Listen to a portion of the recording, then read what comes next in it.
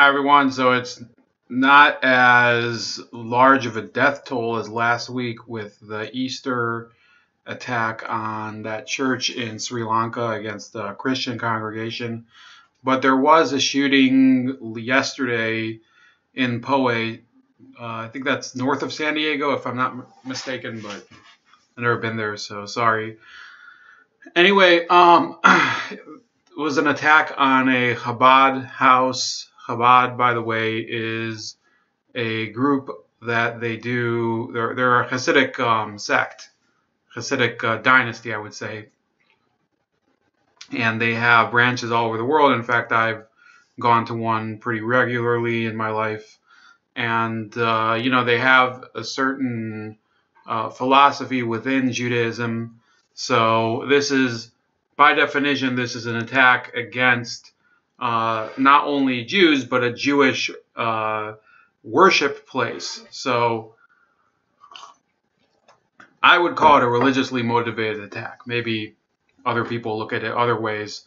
But yeah, definitely puts a damper on the world, in my opinion, or at least my world. I mean, you guys can feel any way you want. Because I was celebrating the last 2 days of Passover. Normally, it's not that easy of a holiday because there's a lot of dietary restrictions.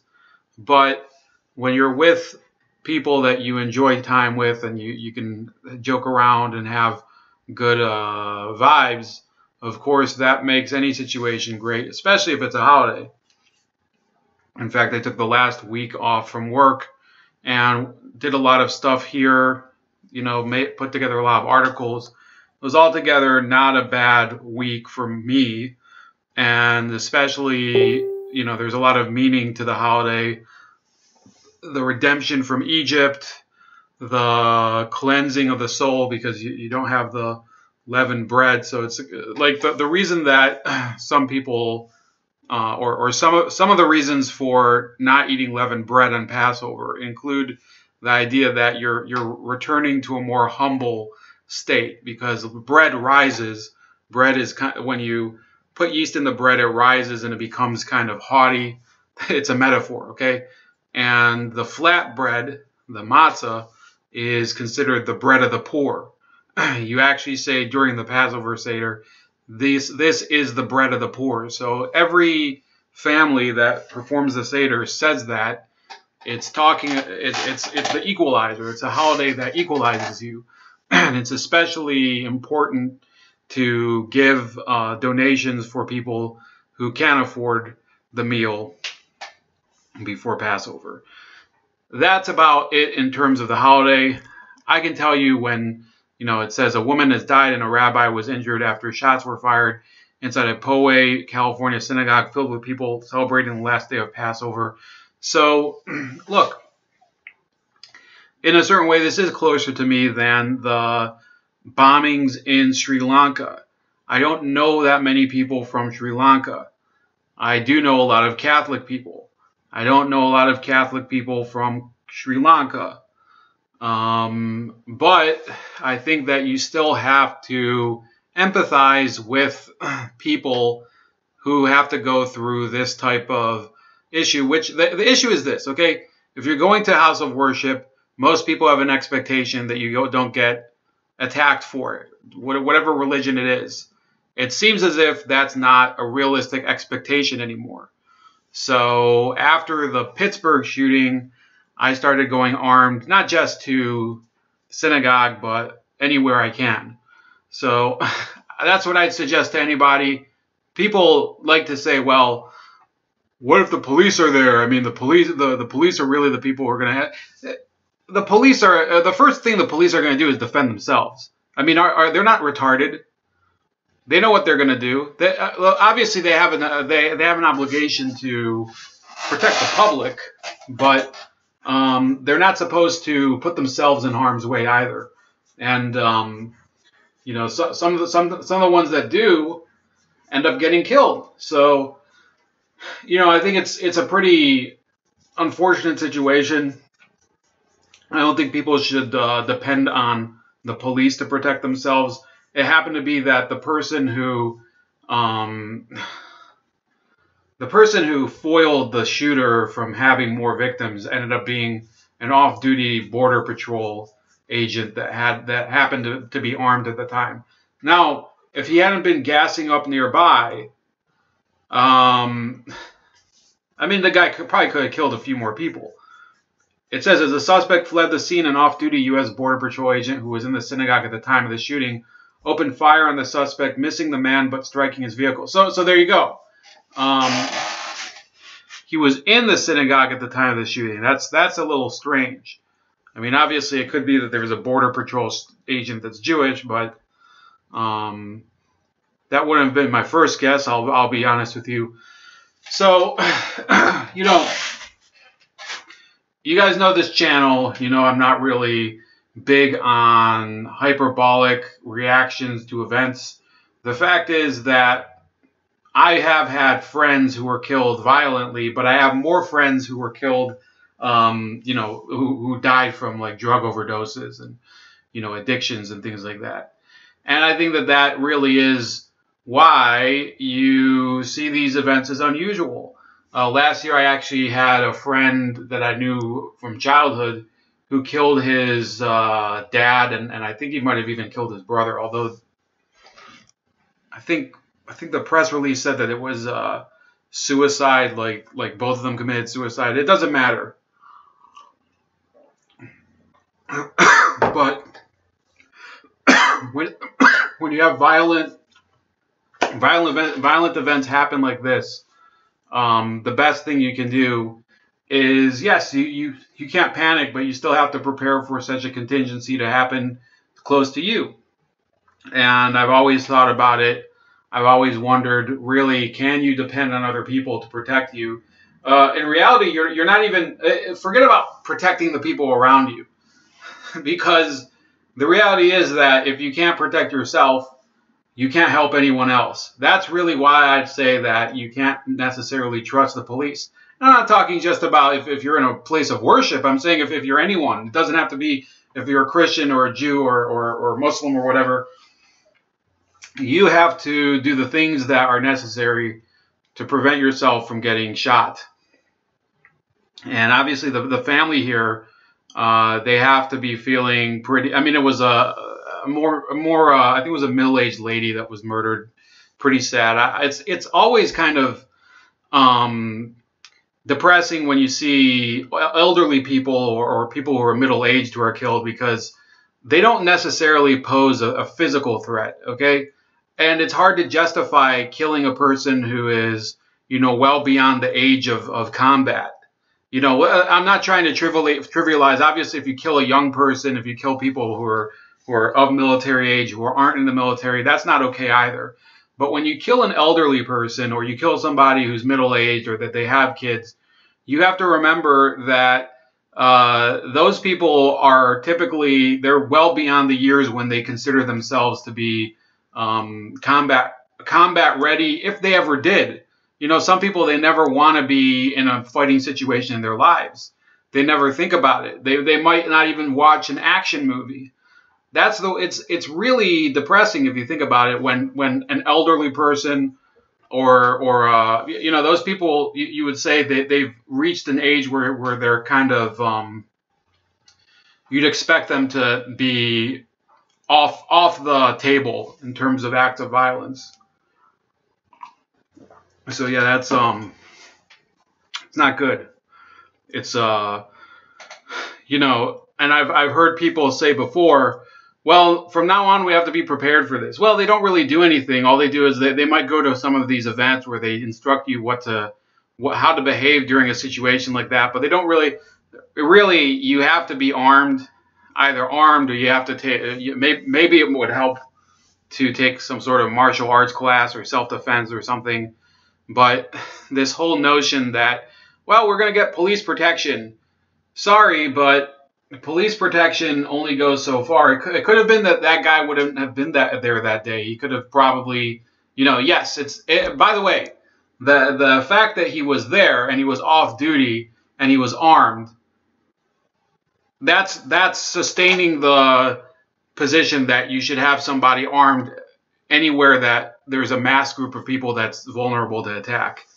And that's my position. Okay, if you don't think it's true, then what's your idea for keeping people safe when they go to group events, especially worship events?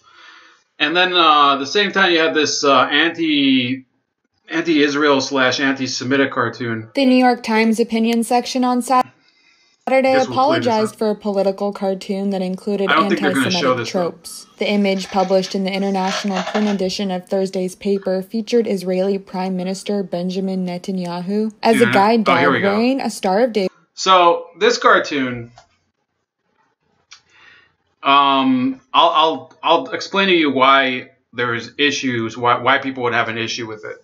So you have basically Benjamin Netanyahu, like, caricaturized as a dachshund, you know, a wiener dog, leading the blind Donald Trump in his policies. That's basically the message of this ad, of this cartoon. So, yeah, I mean, some people would object anyway.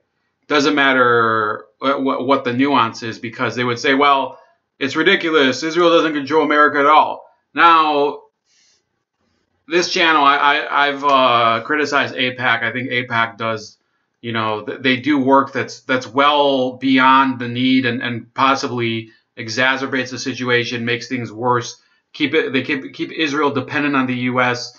They try to throw their weight around in terms of the public opinion and stuff like that. I don't support AIPAC. What sets this apart from being a mere criticism of Israel is that they put a yarmulke on Trump's head.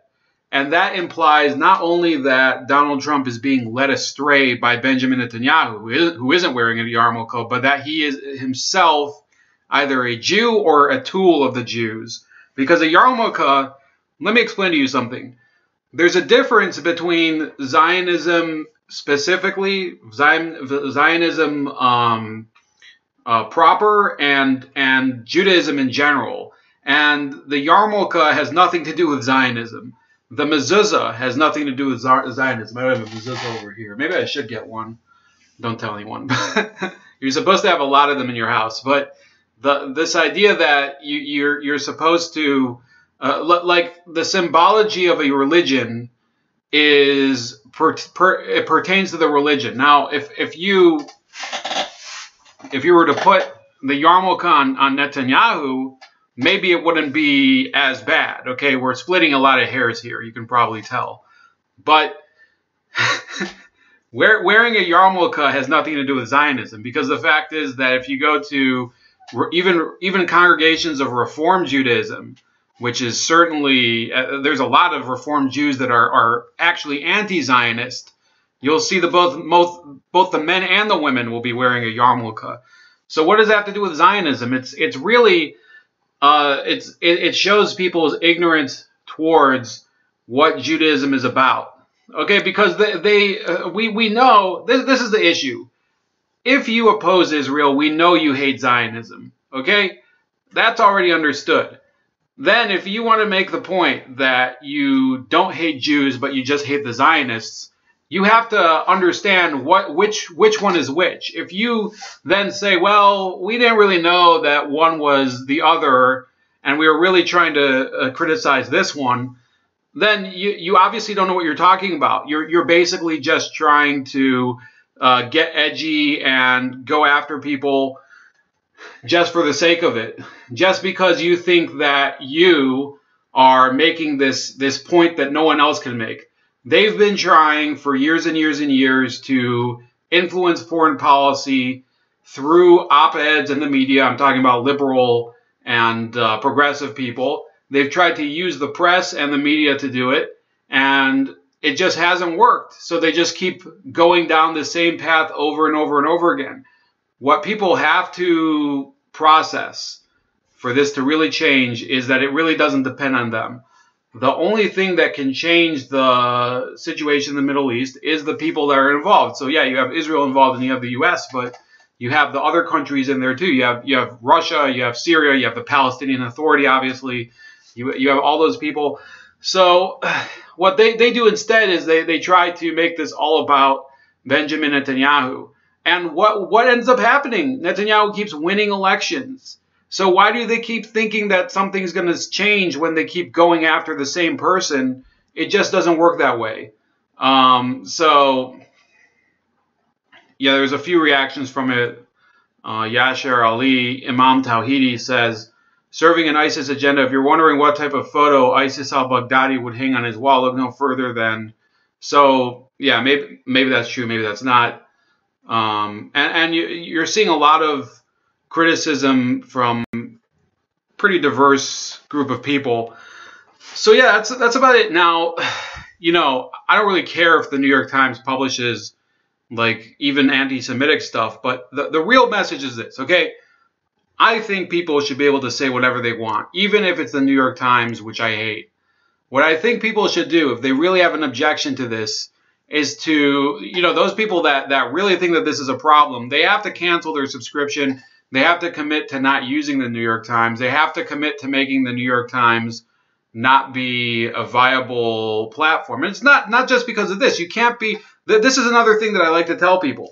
If you're so disconcerted by the New York Times coverage of this one topic, Israel, and then you flip the page and you look at the political section and you agree with them 100% on their coverage of whatever the hell it is, if it's the Trump administration, or if it's immigration, or if it's race, or whatever, you don't know what the hell you're talking about then. You can't, it's the same institution. It's the same, that's why I keep telling these conservatives, Fox News is a shitty organization. You can pick, those parts of it that you may agree with are maybe exceptions. You know, Tucker Carlson, whatever. People keep kissing his ass. Yeah, Tucker Carlson is better on average than Fox News, but the organization as a whole is a pile of garbage. And they're getting worse. And then you have these other networks. Yeah, Jake Tapper is not as bad as the rest of CNN. So what? So don't watch CNN. Send them a message that you are not accepting substandard work. That's really what you want to do, instead of complaining about, well, they're putting messages in there that make me feel bad.